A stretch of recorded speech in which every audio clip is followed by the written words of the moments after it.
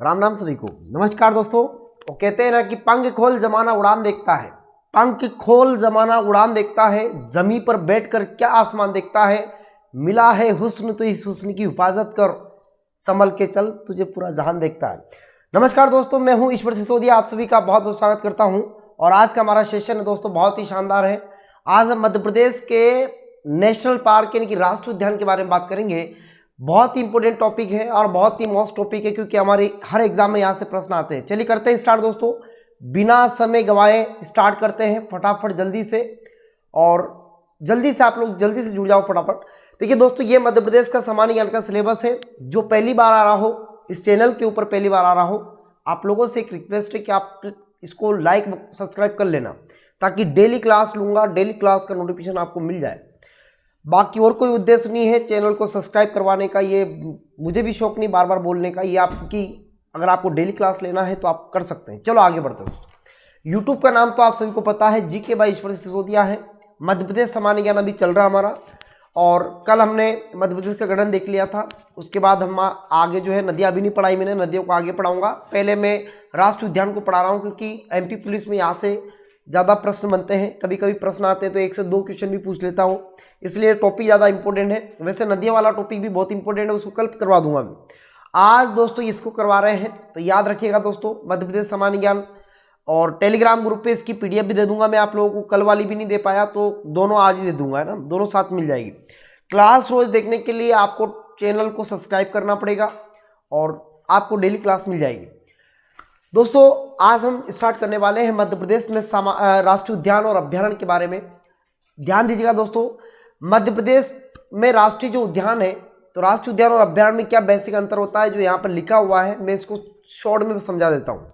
दोस्तों राष्ट्रीय उद्यान जो होता है इसे हम नेशनल पार्क बोलते हैं, अभ्यारण्य को सेंचुरी कहते हैं। तो राष्ट्रीय उद्यान जो होता है ना, इसका सबसे बेसिक फंडा यह है दोस्तों कि राष्ट्रीय उद्यान का रख रखाव की जो जिम्मेदारी होती है ना, वो केंद्र की होती है। भाई केंद्र सरकार ही उसके रख रखाव की सारी समस्याओं का समाधान भी केंद्र सरकार करती है, जबकि अभ्यारण्य में ऐसा नहीं होता। अभ्यारण्य की जो जिम्मेदारी होती है ना रख रखाव की, वो राज्य सरकार की होती है। तो मेन सबसे बड़ा अंतर यही आता है कि राष्ट्रीय उद्यान के जो है केंद्र सरकार के अधीन आते हैं, जबकि अभ्यारण्य राज्य सरकार के अधीन आते हैं। ये सबसे बड़ा इन दोनों में डिफरेंस है। तो मध्य प्रदेश वन संपदा एवं वन्य जीवों की दृष्टि से संपन्न राज्यों में मध्य प्रदेश एक आता है, और मध्य प्रदेश में वन्य जीवों को प्राकृतिक आवास उपलब्ध कराने के लिए राष्ट्रीय उद्यान और अभ्यारण्य स्थापित किए गए हैं। राष्ट्रीय उद्यान केंद्र सरकार के अधीन होते हैं, जबकि राष्ट्रीय अभ्यारण्य जो होते हैं, सेंचुरी जो होते हैं, वो स्टेट गवर्नमेंट के अंतर्गत आते हैं। वर्तमान में दोस्तों यहाँ पर जो लिखा हुआ है कि वर्तमान में मध्य प्रदेश में राष्ट्रीय उद्यानों की संख्या 11 है। तो मैं आपको बता दूं दोस्तों, वर्तमान में 12 हो गए हैं, है ना। 12 राष्ट्रीय उद्यान है, जिसमें आपका कुनो पालनपुर भी शामिल है। तो याद रखिए वर्तमान में 12 हो गए हैं।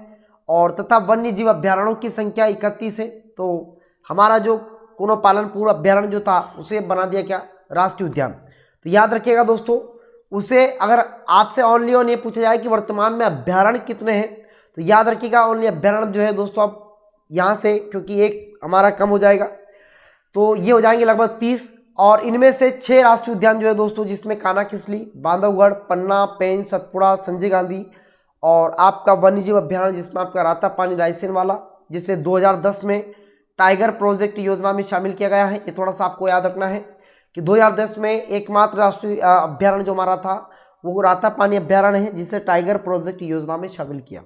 एक बार और दोहरा रहा हूँ, केंद्र सरकार के अधीन राष्ट्रीय उद्यान आते हैं, अभ्यारण्य राज्य सरकार के अधीन आते हैं। वर्तमान में 12 राष्ट्रीय उद्यान, 30 हमारे यहाँ पर अभ्यारण्य हैं। और याद रखिएगा दोस्तों कौन कौन से, उनके बारे में आगे डिटेल से बात करते हैं। देखिए यहाँ पर दोस्तों, ये आपको देख पा रहे होंगे, यहाँ पर देखिए आप लोग, सबसे पहले ऊपर देखिए आपका ये जो एक्चुअल में यहाँ पर जो है, ये दोस्तों आपके सेंचुरीज है, यानी कि आपके सेंचुरी है, ये जो हमारे मध्य प्रदेश के जो सेंचुरी है जिसे हम बोलते हैं। और इसमें कुछ टाइगर प्रोजेक्ट वालों को शामिल किया गया यहाँ पर, जो प्रोटेक्ट एरियाज जो है, जिसमें इसके बारे में मैं आपको बाद में पूरा क्लियर करके समझाऊंगा, इसको अलग से समझाऊंगा, मैप बना के समझाऊंगा। पहले हम राष्ट्रीय उद्यान को एक एक करके डिटेल से बात कर लेते हैं। देखिए दोस्तों, सबसे पहले आपको हमारे पीछे दिख रहा होगा, यहाँ पर एक टाइगर दिख रहा है आपको। तो मध्य प्रदेश के राष्ट्रीय उद्यान में दोस्तों सबसे पहले हम बात करेंगे कान्हा किसली राष्ट्रीय उद्यान की। देखिए मैं आपको ज़्यादा लॉन्ग लपेट के बात नहीं करूँगा, सीधा सीधा पढ़ा रहा हूँ, जहाँ से एग्जाम में प्रश्न सर्वाधिक बनते हैं। ये MPPSC की तैयारी करने वाले जो प्रीलिम्स की तैयारी कर रहे हैं उनके लिए भी काम का है, या वो कोई भी तैयारी कर रहा हो, मध्य प्रदेश की कोई तैयारी कर रहा हो, उसके सबके काम का है। तो याद रखिएगा दोस्तों, कान्हा-किसली राष्ट्रीय उद्यान की अगर बात करें हम, तो याद रखिएगा ये मंडला में पड़ता है। और कान्हा-किसली राष्ट्रीय उद्यान मध्य प्रदेश का सबसे पहला राष्ट्रीय उद्यान और सबसे बड़ा राष्ट्रीय उद्यान है। कान्हा-किसली राष्ट्रीय उद्यान याद रखिएगा दोस्तों, मध्य प्रदेश का ये सबसे बड़ा राष्ट्रीय उद्यान है, याद रखिए आप लोग। पहली बात, 1933 में कान्हा-किसली राष्ट्रीय उद्यान की अभ्यारण्य 1933 में कान्हा-किसली राष्ट्रीय उद्यान जो था ना, वो अभ्यारण्य बना था। राष्ट्रीय उद्यान पहले नहीं बनता है, पहले अभ्यारण्य बनता है, फिर उसके बाद अब उद्यान बनता है। तो अभ्यारण्य कब बना था? 1933 में। तो कान्हा-किसली 1933 में क्या बना? अभ्यारण्य बना, जिसे 1955 में क्या बना दिया? राष्ट्रीय उद्यान का दर्जा दिया गया। यह मध्य प्रदेश का प्रथम राष्ट्रीय उद्यान है। साथ ही मध्य प्रदेश का ऐसा राष्ट्रीय उद्यान है जिसे सर्वप्रथम 1974 के अंदर टाइगर प्रोजेक्ट योजना में शामिल किया गया था। दोस्तों, देश में पहली बार टाइगर प्रोजेक्ट जिम कॉर्बेट राष्ट्रीय उद्यान उत्तराखंड में चालू हुआ था, और उसके बाद में हमारे यहाँ पर मध्य प्रदेश में 1974 में लागू हुआ था। कहाँ पर? कान्हा-किसली में। कान्हा-किसली राष्ट्रीय उद्यान बालाघाट और मंडला दोनों में फैला हुआ है। पहली बात तो ये देखिए, मैंने जो बातें बताई इसको मैं शॉर्ट तरीके से बता देता हूँ। देखो दोस्तों, ये 1953 में क्या बना? अभ्यारण्य बना। अभ्यारण्य कब बना? 1933 में। मध्य प्रदेश का सबसे बड़ा अभ्यारण्य राष्ट्रीय उद्यान कौन सा है? कान्हा-किसली है। अभ्यारण्य बना 1933 में, जबकि राष्ट्रीय उद्यान बना कब? तो राष्ट्रीय उद्यान बना दोस्तों ये कब? राष्ट्रीय उद्यान बना सन 1955 में। ठीक है। इसके बाद दोस्तों याद रखिए आप लोग, इसके बाद में इसमें टाइगर प्रोजेक्ट की जो योजना लागू की गई, जिसे हम शॉर्ट फॉर्म में टीपी बोल सकते हैं दोस्तों, तो टीपी जो लागू हुआ था ये हुआ था 1974 में। कब हुआ था? 1974 में। ये शॉर्टली बातें हैं। बात करें दोस्तों आगे क्षेत्रफल की, तो क्षेत्रफल इसका कितना है? 940 वर्ग किलोमीटर इसका क्षेत्रफल है, यानी कि क्षेत्रफल में भी सबसे बड़ा यही है। ठीक है। होलो घाटी और बंजर घाटी जो है दोस्तों, ये इसी राष्ट्रीय उद्यान के बीच में स्थित है। यह अमेरिका के सहयोग से पार्क इंटरप्रिटेशन योजना यहाँ पर चल रही है। पार्क इंटरप्रिटेशन जो योजना है दोस्तों, वो कहाँ पर चल रही है? आपकी कान्हा-किसली राष्ट्रीय उद्यान में चल रही है, जो कि अमेरिका के सहयोग से चल रही है।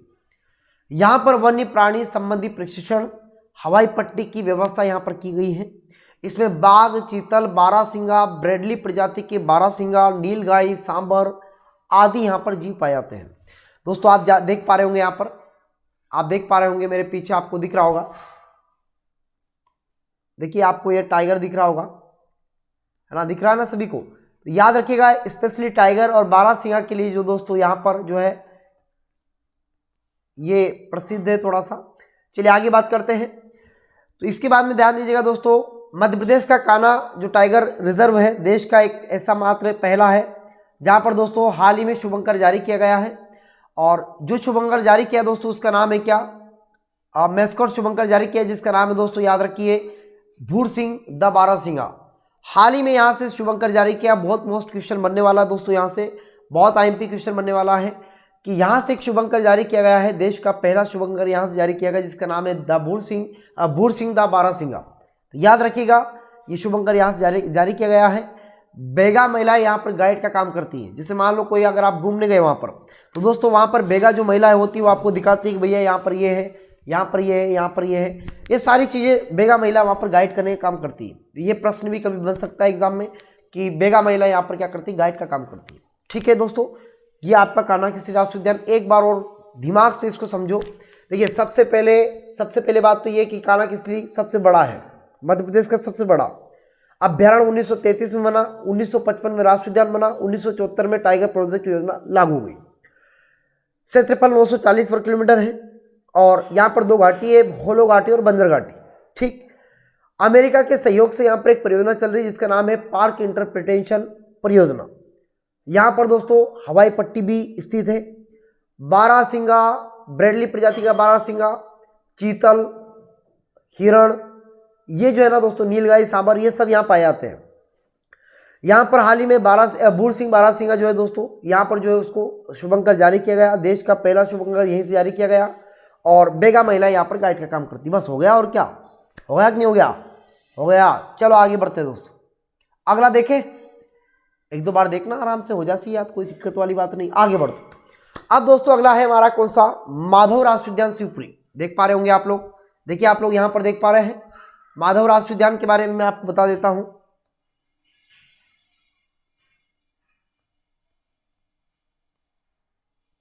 यह आपका दोस्तों माधव राष्ट्रीय उद्यान शिवपुरी का गेट है, मेन गेट, जो कि आपको यहाँ पर दिख रहा होगा।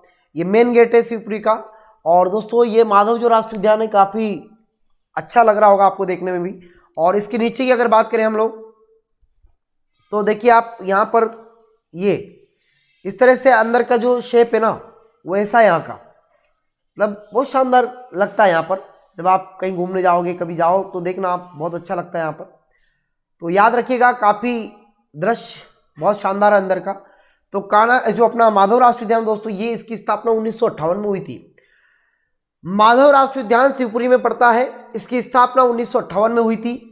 और याद रखिएगा 1958 या कहीं 59 भी मिल जाता आपको, तो घबराने की जरूरत नहीं है, 1958 ही सही है इसका वैसे तो, लेकिन कभी कभी 59 भी मिल जाता है।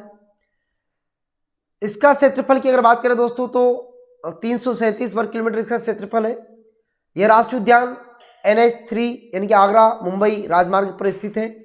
जॉर्ज कैसल महल और साक्की सागर झील इसी राष्ट्रीय उद्यान में स्थित है। इसमें बाघ, तेंदुए, चीतल, जंगली सुअर, चिंकारा, बारहसिंगा, नीलगाय, सांबर, ये सारे जीव इसमें पाए जाते हैं। यह राष्ट्रीय उद्यान वनी सघनता और पक्की सड़कों के लिए जाना जाता है। तो याद रखिएगा दोस्तों, एक तो प्रश्न आता है कि इसमें से एक NH गुजरता है जिसका नाम है NH3, यहाँ से प्रश्न आता है। दूसरा प्रश्न आता है कि इसमें सागर झील है कौन सी, साक्की सागर झील। और तीसरा प्रश्न आता है जॉर्ज कैसल के बंगले से। तो ये तीनों आपको याद रखना है। जॉर्ज कैसल का बंगला भी स्थित है यहाँ पर। इसका क्षेत्रफल 337 वर्ग किलोमीटर है, ये भी आपको याद रखना है। पक्की सड़कें और वनों का घनत्व सर्वाधिक है यहाँ पर, इसलिए भी जाना जाता है। तो ये थोड़ी सी बातें हैं जो कि आपको शिवपुरी राष्ट्रीय उद्यान के बारे में याद करना है। ठीक है, आगे बढ़ते हैं। अगला है दोस्तों, आपको यहाँ पर दिख रहा होगा बांधवगढ़ राष्ट्रीय उद्यान। देखिए बांधवगढ़ राष्ट्रीय उद्यान दोस्तों याद रखिए कहाँ पर है, ये आपका पड़ता है उमरिया में। और उमरिया जो है दोस्तों, ये आपका उमरिया में 32 पहाड़ियों से घिरा हुआ राष्ट्रीय उद्यान है बांधवगढ़ राष्ट्रीय उद्यान। इस राष्ट्रीय उद्यान के बारे में सुनिए आप लोग। बांधवगढ़ राष्ट्रीय उद्यान की स्थापना दोस्तों 1958 में हुई थी, 68 में हुई थी। 58 में तो आपका शिवपुरी वाला बना था माधव, और इसकी हुई थी 10 साल के बाद यानी कि 68 में। तो याद रखिएगा दोस्तों, इस राष्ट्रीय उद्यान की स्थापना 1968 में हुई थी। इसका क्षेत्रफल 437 वर्ग किलोमीटर है, ये भी आपको याद रखना है। क्षेत्रफल पूछने लग जाएगा, आजकल टफ पेपर आएगा तो क्षेत्रफल जरूर पूछेगा, याद रखिए आप लोग। बना कब, 1968 में। क्षेत्रफल कितना, 437 वर्ग किलोमीटर। देखिए 32 पहाड़ियों से घिरा हुआ दोस्तों, मैंने पहले बता दिया आपको 32 पहाड़ियों से घिरा हुआ राष्ट्रीय उद्यान है, ये पूछा गया है। तो 32 पहाड़ियों से घिरा हुआ राष्ट्रीय उद्यान है। इस राष्ट्रीय उद्यान में सर्वाधिक बाघ घनत्व पाया जाता है। यहाँ प्रत्येक 8 किलोमीटर पर एक बाघ मिल जाएगा आपको। इसे दोस्तों 1993 में टाइगर प्रोजेक्ट योजना में शामिल किया गया। इसमें बाघ, तेंदुआ, चीतल, बारहसिंगा, चिंकारा, नीलगाय, सांबर आदि वन्यजीव पाए जाते हैं। बांधवगढ़ राष्ट्रीय उद्यान सफेद शेरों के लिए जाना जाता है। याद रखिएगा दोस्तों, सफेद शेरों की भूमि तो रीवा है, लेकिन सफेद शेरों के लिए कौन सा राष्ट्रीय उद्यान जाना जाता है, तो याद रखिएगा वो आपका कौन सा है दोस्तों, वो आपका होगा बांधवगढ़ राष्ट्रीय उद्यान।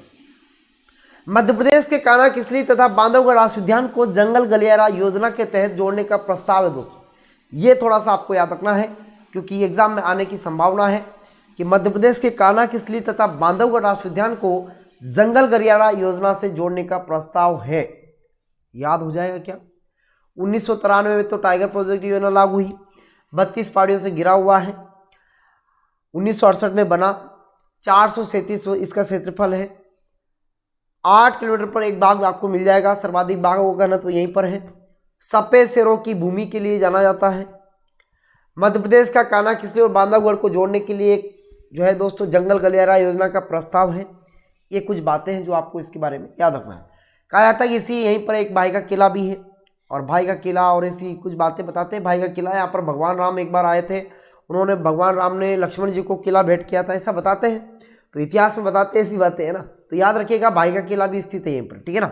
तो बांधवगढ़ राष्ट्रीय उद्यान हो जाएगा क्या याद, चलो एक बार और दोहरा देता हूँ। 1968 में बना, 32 पहाड़ियों से घिरा हुआ है, 437 क्षेत्रफल है। 1993 में टाइगर प्रोजेक्ट योजना लागू हुई, 8 किलोमीटर पर एक बाघ मिलेगा, यानी कि सर्वाधिक बाघों का घनत्व यहीं पर है। बाघ में तेंदुआ, चीतल, बारहसिंगा, नीलगाय, सांबर, चिंकारा, ये सारे जानवर यहाँ पर मिलेंगे। सफेद शेरों की भूमि के लिए जाना जाता है। मध्य प्रदेश के सफेद शेरों की भूमि के लिए, नहीं सॉरी, सफेद शेरों के राष्ट्रीय उद्यान के रूप में जाना जाता है। सफेद शेरों की भूमि तो रीवा है, लेकिन बांधवगढ़ मतलब राष्ट्रीय उद्यान जो सफेद शेरों के राष्ट्रीय उद्यान के नाम से जाना जाता है वो आपका बांधवगढ़ जाना जाता है। मध्य प्रदेश के कान्हा किसली और बांधवगढ़ को जोड़ने के लिए जंगल गलियारा योजना का प्रस्ताव है, जिसे प्रस्ताव जोड़ने का प्रस्ताव है, ऐसा बताना आप। ठीक है दोस्तों, याद हो जाएगा क्या? 2 बार देखना, आराम से याद हो जाएगा। चलो आगे बढ़ते हैं। अब दोस्तों अगला हमारा कौन सा? पन्ना राष्ट्रीय उद्यान। देखिए दोस्तों, पन्ना जो राष्ट्रीय उद्यान है ना, ये भी बड़ा अच्छा राष्ट्रीय उद्यान है। पन्ना राष्ट्रीय उद्यान आपको यहाँ पर दिख रहा है ना अच्छे से? ये दिख रहा है नहीं दिख रहा? हो सकता है स्टूडियो में कुछ प्रॉब्लम हो तो नहीं दिख रहा हो आपको, लेकिन दिख रहा होगा। मुझे तो अच्छा दिख रहा है, तुमको नहीं दिख रहा हो सकता नहीं दिख रहा हो। नहीं दिख रहा तो भी कोई बात नहीं, आराम से पढ़ो, डिटेल से काम है अपन को, है ना। देखिए 1981 में राष्ट्रीय उद्यान का दर्जा प्रदान किया गया इसको। इसका क्षेत्रफल दोस्तों 543 वर्ग किलोमीटर है। यहाँ पर रेप्टाइल पार्क की स्थापना की गई है। भाई रेप्टाइल पार्क का मतलब क्या होता है? जहाँ पर सांपों को रखने की व्यवस्था हो। रेप्टाइल पार्क का मतलब होता है कि जहाँ सांपों के लिए, एक तरह से पूरा उद्यान सांपों के लिए हो। रेप्टाइल पार्क जो होता है दोस्तों सांपों के लिए बनाया जाता है। तो रेप्टाइल पार्क का जो है दोस्तों याद रखना, यहाँ पर स्थापना की गई इस राष्ट्रीय उद्यान में। सर्वाधिक जंगल की भैंसों की, जंगली भैंसें जो है ना सर्वाधिक यहीं पर पाई जाती है। जंगली भैंसें सर्वाधिक पन्ना राष्ट्रीय उद्यान में पाई जाती है। 1994-95 में दोस्तों टाइगर प्रोजेक्ट में शामिल किया गया इसको। बाघ, तेंदुआ, चीतल, जंगली सुअर, बारहसिंगा, नीलगाय, सांबर, ये सारे आपको यहाँ पर मिल जाएंगे। चलो अब रिवीजन करते हैं। कब बना? 1981 में तो ये बना 543 क्या है? क्षेत्रफल है दोस्तों। जंगली भैंसों की सर्वाधिक क्या है? संख्या है। जंगली भैंसे सर्वाधिक पाए जाते हैं। ठीक। कब टाइगर प्रोजेक्ट योजना लागू हुई? तो टीपी हुई 1994-95। ये थोड़ा सा आपको याद रखना है। कभी कभी ऑप्शन ना 94 देके और 95 दे देता, ऑप्शन आपको मिलता ही नहीं, तो फिर 95 भी लगाना पड़ता है। तो 1994-95 दोस्तों याद रखिएगा आप लोग। और बाघ, तेंदुआ, चीतल, जंगली सुअर, बारहसिंगा, नीलगाय दोस्तों और सांबर, ये सारे वन्यजीव आपको यहाँ पर मिल जाएंगे। तो पन्ना राष्ट्रीय उद्यान याद हो जाएगा क्या? सर्वप्रथम रेप्टाइल पार्क की स्थापना यहीं पर की गई थी, ये थोड़ा सा आपको याद रखना है। आगे बढ़े क्या? चलो आगे बढ़ते। सतपुड़ा राष्ट्रीय उद्यान की बात करते हैं दोस्तों। सतपुड़ा राष्ट्रीय उद्यान क्या है, इसके बारे में सुनिए आप लोग। हो सकता है यहाँ पर साफ नहीं दिख रहा हो आपको, कुछ लोगों को दिख रहा हो, है ना। स्टूडियो में थोड़ा कुछ हो सकता है प्रॉब्लम हो, इस वजह से आपको नहीं दिख रहा हो, मुझे तो दिख रहा है अच्छे से। सतपुड़ा राष्ट्रीय उद्यान की अगर बात करें दोस्तों, सतपुड़ा राष्ट्रीय उद्यान आपका पड़ता है होशंगाबाद के अंदर।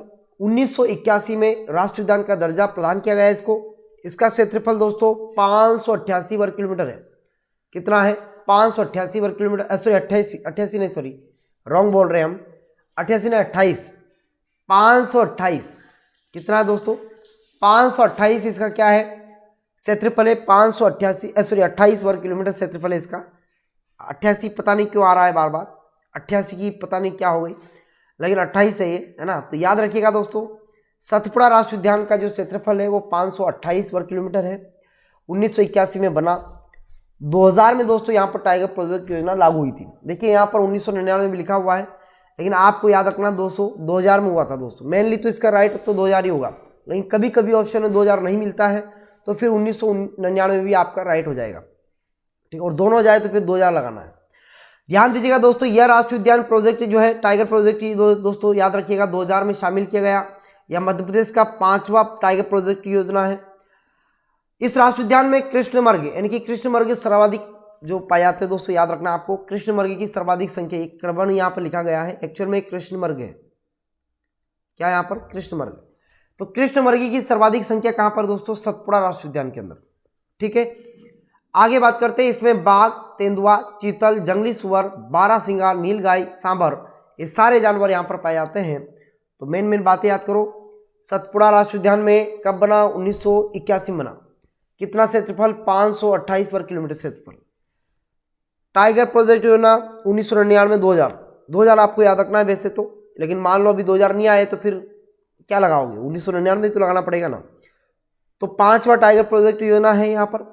और सर्वाधिक कृष्णमृग यानी कि काले हिरण, और बाघ, तेंदुआ, चीतल, जंगली सुअर, बारहसिंगा, नीलगाय, सांबर, ये सारे जानवर यहाँ पर पाए जाते हैं। ठीक है, तो कोई समस्या नहीं है ना। 1-2 बार देखना, आगे पीछे करके हो जाएगा, कोई समस्या नहीं। आगे बढ़ते हैं। अगला देखिए आप लोग, संजय डुबरी राष्ट्रीय उद्यान। संजय डुबरी राष्ट्रीय उद्यान की स्थापना दोस्तों 1981 में हुई थी और 1981 में इसको राष्ट्रीय उद्यान का दर्जा मिला। ये डुबरी जो है ना, संजय डुबरी या संजय गांधी राष्ट्रीय उद्यान, एक्चुअल में इसको डुबरी भी कहा जाता है। तो संजय गांधी राष्ट्रीय उद्यान या संजय डुबरी राष्ट्रीय उद्यान जो है दोस्तों, ये सीधी में पड़ता आपका, और 1981 में राष्ट्रीय उद्यान का दर्जा प्रदान किया गया। इसका क्षेत्रफल 466.7 वर्ग किलोमीटर है। इसका विस्तार मध्य प्रदेश के अतिरिक्त छत्तीसगढ़ में भी है। एक संजय गांधी आपके महाराष्ट्र में पड़ता है, ध्यान दीजिएगा आप लोग, है ना। इसका क्षेत्रफल कितना है दोस्तों, 466.7 वर्ग किलोमीटर है। इसका विस्तार मध्य प्रदेश के अतिरिक्त छत्तीसगढ़, जब क्या हुआ, छत्तीसगढ़ जब हमसे अलग हुआ ना, तो आधा चला गया कहाँ पर, छत्तीसगढ़ में, और आधा बच गया कहाँ पर, एमपी में। तो याद रखिएगा 466.7 वर्ग किलोमीटर इसका क्षेत्रफल है। इसका विस्तार मध्य प्रदेश के अतिरिक्त छत्तीसगढ़ में भी है, और छत्तीसगढ़ में इसका क्षेत्रफल जो है 938 वर्ग किलोमीटर था, और विभाजन के पूर्व यह क्षेत्रफल सर्वाधिक क्षेत्रफल वाला राष्ट्रीय उद्यान था। ये मतलब विभाजन जब हुआ ना, उससे पहले ये मध्य प्रदेश सर्वाधिक क्षेत्रफल वाला था, ये सबसे बड़ा यही था। और इसमें टाइगर प्रोजेक्ट की अगर बात करें 2008 में इसको शामिल किया गया टीपी में, और यह मध्य प्रदेश का 8वां टाइगर प्रोजेक्ट वाला राष्ट्रीय उद्यान है। आगे बात करते हैं दोस्तों, इसमें बाघ, तेंदुआ, चीतल, बारहसिंगा, नीलगाय, सांभर आदि वन्य जीव पाए जाते हैं। यह राष्ट्रीय उद्यान मध्य प्रदेश के सीधी और सिंगरौली तथा छत्तीसगढ़ के सरगुजा व कोरिया जिले में स्थित है। ठीक है ना। ये थोड़ी सी बातें हैं जो आपको याद रखना है, बेसिक बातें हैं जो आपको याद रखना है। संजय डुबरी कब बना, 1981 में बना। याद रखिएगा, पन्ना के बारे में भी यही याद रखना, सॉरी सतपुड़ा के बारे में, सतपुड़ा 1981, संजय गांधी 1981। याद रखिएगा दोस्तों, मध्य प्रदेश का 6वां टाइगर प्रोजेक्ट योजना आपका संजय डुबरी में लागू हुआ था। यह राष्ट्रीय उद्यान मध्य प्रदेश के सीधी व सिंगरौली में तथा छत्तीसगढ़ के सरगुजा व कोरिया जिले में फैला हुआ है। हो जाएगा क्या याद, बोलो हाँ, हाँ हो जाएगा। All is well, all is well. ठीक है ना। आगे बढ़ते हैं। पेंच राष्ट्रीय उद्यान की अगर बात करें दोस्तों, तो पेंच जो राष्ट्रीय उद्यान है ना, ये सिवनी और आपके छिंदवाड़ा में फैला हुआ है। स्थापना भाई साहब इसकी हुई थी कब, 1975 में। 1975, कई जगह आपको 1968 वगैरह मिलता है, तो ध्यान दीजिएगा, इसका 1975 में ही स्थापना हुई थी। हाँ सही है ना। मध्य प्रदेश एवं महाराष्ट्र की सीमा पर स्थित है। इसका क्षेत्रफल 293 वर्ग किलोमीटर है। कितना है, 293 वर्ग किलोमीटर है। क्षेत्रफल भाई साहब कितना है इसका, 293 वर्ग किलोमीटर। याद रखिएगा 293 इसका क्या है, क्षेत्रफल है वर्ग किलोमीटर में। इसका नया नाम क्या पड़ा है, इंदिरा गांधी प्रियदर्शनी राष्ट्रीय उद्यान। इंदिरा गांधी प्रियदर्शनी राष्ट्रीय उद्यान इसका क्या है, नया नाम पड़ा है। कहा जाता है यहाँ पर मोगली लैंड स्थापित हुआ था। तो मोगली जो था ना, वो सिवनी का था। याद रखिएगा दोस्तों, मोगली लैंड की स्थापना की गई थी यहाँ पर 1992-93 में। टाइगर प्रोजेक्ट जो है इसमें शामिल किया गया। तो टीपी यहाँ पर कब हुआ, तो टीपी याद रखिएगा 1992-93 में यहाँ पर क्या हुआ था, टीपी में शामिल किया गया।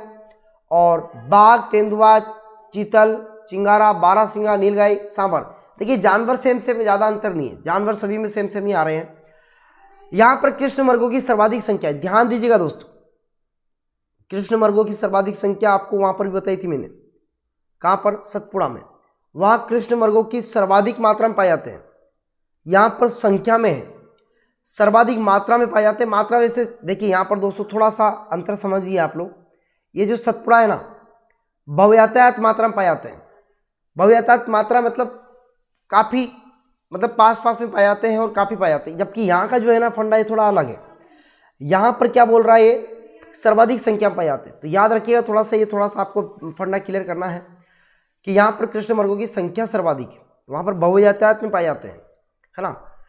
आगे बात करें दोस्तों, यहाँ विश्व बैंक 7 अभ्यारण्य संरक्षण योजनाओं में शामिल है। थोड़ा सा आपको याद रखना है कि विश्व बैंक 7 अभ्यारण्यों की संरक्षण में, उन योजनाओं में ये शामिल है। विश्व बैंक की जो 7 अभ्यारण्य की जो सुरक्षा की जो जिम्मेदारी ली है, उसमें ये भी शामिल है। ठीक है। तो पेंच राष्ट्रीय उद्यान के बारे में इतना आपको याद रखना है। और आगे बात करते हैं दोस्तों, आपका अगला है हमारा भोपाल का वन विहार राष्ट्रीय उद्यान। जिलों की स्मरणीय स्थली भोपाल, और 1979 में राष्ट्रीय उद्यान का दर्जा मिला था भोपाल के वन विहार को। इसका क्षेत्रफल 4.45 वर्ग किलोमीटर है। इस राष्ट्रीय उद्यान में सर्प उद्यान की स्थापना की गई है। याद रखिएगा दोस्तों, मध्य प्रदेश का अगर आपसे पूछा जाए कि कहाँ पर सर्प उद्यान की स्थापना की गई है, तो याद रखिएगा दोस्तों, सर्प उद्यान जो है ना, ये आपका कौन सा है, भोपाल है, भोपाल राष्ट्रीय उद्यान या वन विहार भोपाल। इस राष्ट्रीय उद्यान को आधुनिक चिड़ियाघर भी कहा जाता है। इसमें बाघ, सफेद शेर, तेंदुआ, चीतल, जंगली सुअर, बारहसिंगा, नीलगाय, सांबर, ये सारे जीव जंतु आपको मिल जाएंगे यहाँ पर। ISO सर्टिफिकेट इस अवार्ड पाने वाला देश का पहला राष्ट्रीय उद्यान अगर कोई है तो आपका कौन सा, वन विहार राष्ट्रीय उद्यान है। याद रखिए आप लोग, ISO अवार्ड मिल चुका है इसको। वन्य प्राणियों को गोद में लेने की जो प्रथा इसी राष्ट्रीय उद्यान में प्रारंभ की गई है। यह एकमात्र ऐसा राष्ट्रीय उद्यान है जो शेर के बीचों बीच है। याद रखिएगा, शेर के बीचों बीच स्थित पहला राष्ट्रीय उद्यान है जो शेर के बीचों बीच स्थित है। याद रखिए आप लोग, ठीक है ना। तो 1979 में बना, 4.45 वर्ग किलोमीटर यहाँ का क्षेत्रफल है। चिड़ियाघर, आधुनिक चिड़ियाघर भी कहा जाता है इसे। सर्प उद्यान की स्थापना की गई यहाँ पर, है ना। देश का पहला ISO अवार्ड प्राप्त करने वाला राष्ट्रीय उद्यान यही है ना। अन्य प्राणियों को गोद लेने की प्रथा यहीं से प्रारंभ की गई। एकमात्र नगरीय राष्ट्रीय उद्यान है। ये सारे पॉइंट आपको याद रखना है, तो कोई दिक्कत वाली बात नहीं है, आराम से याद हो जाएंगे, तो कोई समस्या थोड़ी है। चलो आगे बढ़ते। अब जो दोस्तों कुछ है ना, उनको हम देखते हैं। जैसे जीवाश्म फाजिल राष्ट्रीय उद्यान की अगर बात करें तो डिंडोरी में है, सबसे छोटा है, और 1983 में राष्ट्रीय उद्यान का दर्जा मिला इसको। इसका क्षेत्रफल 0.27 वर्ग किलोमीटर है। यह राष्ट्रीय उद्यान भारत के 4 जीवाश्मों में से एक है। ये वनस्पति जीवाश्मों को सुरक्षित प्रदान करता है। डायनासोर जीवाश्म राष्ट्रीय उद्यान अगर बात करें दोस्तों तो ये धार में है। यहाँ पर डायनासोर के जीवाश्म को संरक्षित करने की योजना है। कहते हैं कि ये 2010 में बना था दोस्तों। कब बना था? 2010 में इसकी स्थापना हुई थी। ऐसा माना जाता है कि यहाँ पर पहले डायनासोर हुआ करते थे, तो डायनासोर के कुछ अवशेष पाए जाते हैं। वैसे अब देखो, वहाँ की इतिहास बताता है भैया कि वहाँ पर पहले डायनासोर रहा होगा, तो उसी के आधार पर कहते हैं कि वहाँ पर डायनासोर पहले था, उसके जीवाश्म मिले। इसी के आधार पर उन्होंने अपना नाम, उस राष्ट्रीय उद्यान का नाम भी क्या कर दिया, डायनासोर जीवाश्म राष्ट्रीय उद्यान कर दिया। ठीक है, तो ये कहाँ पर स्थापित हुआ? धार में हुआ है, और 2010 में स्थापित हुआ था। इसके बाद दोस्तों आपका बच्चा है कौन सा? ओमकारेश्वर राष्ट्रीय उद्यान, जो कि आपका खंडवा में पड़ता है। ये 2004 में बना था। और आगे बात करते हैं दोस्तों, तो ये हमारे कुछ यहाँ पर आप देखो, यहाँ पर ये आपके दोस्तों, ये आपका पूरा मैप है। आप चाहो तो मैप में भी इसको देख सकते हैं। अब मैप में मैं आपको बता देता हूँ, ये तो हमने बेसिक बताए हैं, लेकिन मैप में बता देता हूँ। देखो दोस्तों, यहाँ पड़ता है आपका शिवपुरी। शिवपुरी में दोस्तों आपका कौन सा? माधव राष्ट्रीय उद्यान। शिवपुरी में कौन सा है? माधव राष्ट्रीय उद्यान। हालांकि एक नहीं बताया दोस्तों, श्योपुर वाला। देखिए श्योपुर में जो राष्ट्रीय उद्यान बना ना, तो श्योपुर में जो बना उसका नाम है दोस्तों क्या? कुनो पालनपुर। कुनो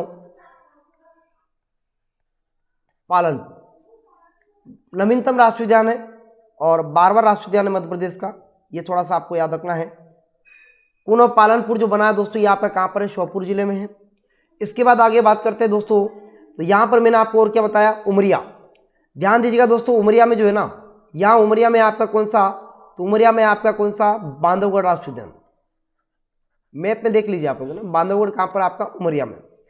इसके बाद दोस्तों आपका मंडला जो जिला पड़ता है, मंडला डिंडोरी। याद रखिएगा, मंडला में जो है ना आपका, वो है आपका दोस्तों कौन सा? कान्हा या कान्हा किसली। तो कान्हा किसली राष्ट्रीय उद्यान कहाँ पर है आपका? ये पड़ता है आपका मंडला में। इसके बाद सिवनी और बालाघाट जिले में दोस्तों आपका पाया जाता है। वैसे ये एक्चुअल में बालाघाट नहीं, सिवनी और आपका छिंदवाड़ा में है, जिसका नाम है पेंच राष्ट्रीय उद्यान। तो पेंच जो है ना दोस्तों, ये आपका 1975 में स्थापित हुआ था, पेंच राष्ट्रीय उद्यान, जो कि आपका पड़ता है कहाँ पर? सिवनी और छिंदवाड़ा में। इसका नाम है क्या? पेंच राष्ट्रीय उद्यान। इसके बाद दोस्तों होशंगाबाद में आपका पड़ता है कौन सा? सतपुड़ा राष्ट्रीय उद्यान। सतपुड़ा। इसके बाद दोस्तों आपका सिद्धि और सिंगरौली में कौन सा? आपका संजय डुबरी।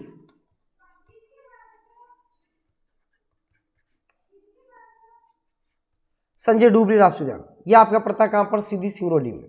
क्लियर सभी का? सतपुड़ा जो आपका होशंगाबाद में है, पेंच आपका छिंदवाड़ा में है, कान्हा किसली आपका मंडला में है, बांधवगढ़ आपका उमरिया में है, और शिवपुरी आपका कहाँ? शिवपुरी में कौन सा? आपका माधव राष्ट्रीय उद्यान है। और आपका कुनो पालनपुर कहाँ पर? श्योपुर में। इसके बाद दोस्तों खंडवा में बना आपका कौन सा? 2004 में ओमकारेश्वर राष्ट्रीय उद्यान, जो कि आपको बता दिया मैंने आपको, जो कि कहाँ पर है? ओमकारेश्वर कहाँ पर? आपका खंडवा में। इसके बाद दोस्तों आपका धार में कौन सा बना? अभी बताया मैंने, 2010 में स्थापित हुआ धार में। और धार में बना कौन सा? आपका डायनासोर। कौन सा सोर? डायनासोर राष्ट्रीय उद्यान। क्लियर सभी का?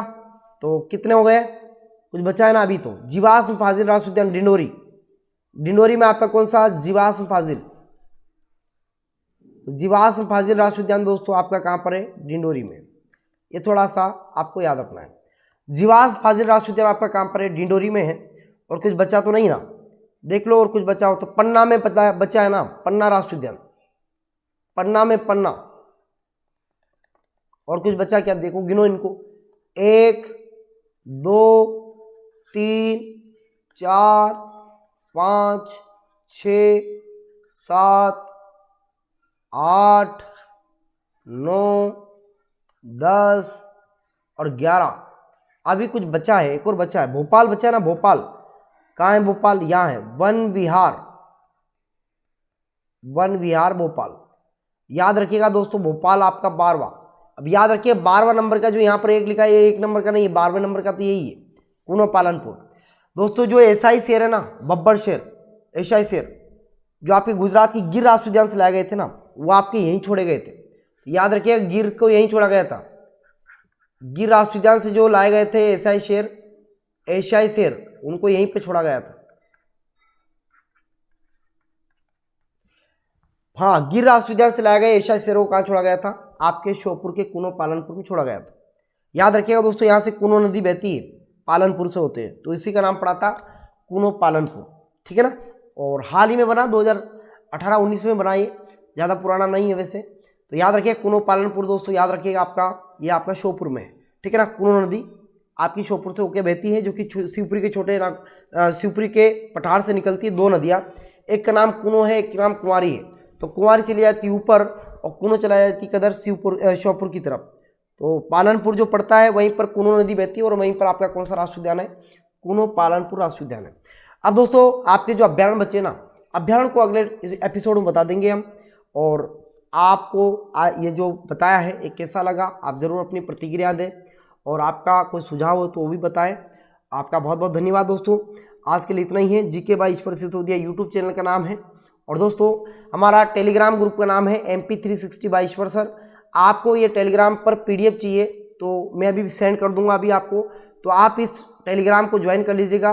वहाँ पे ज्वाइन करने आप सर्च करना, टेलीग्राम में जाके वहाँ पर सर्च कर लेना MP360 बाय ईश्वर सर, वहाँ पे आपको PDF मिल जाएगी। और दोस्तों लाइक और सब्सक्राइब जरूर करें, क्योंकि अगर आप पहली बार आए हैं हमारे चैनल के ऊपर तो सब्सक्राइब जरूर कीजिएगा डेली क्लास लेने के लिए। बहुत बहुत धन्यवाद दोस्तों। और लेटेस्ट जो अपकमिंग वीडियो और अपकमिंग जो क्लास रहेगी उसकी जानकारी आपको टेलीग्राम में दे दी जाएगी, ठीक है दोस्तों। बहुत बहुत धन्यवाद, नमस्कार, राम राम सभी को, राम राम।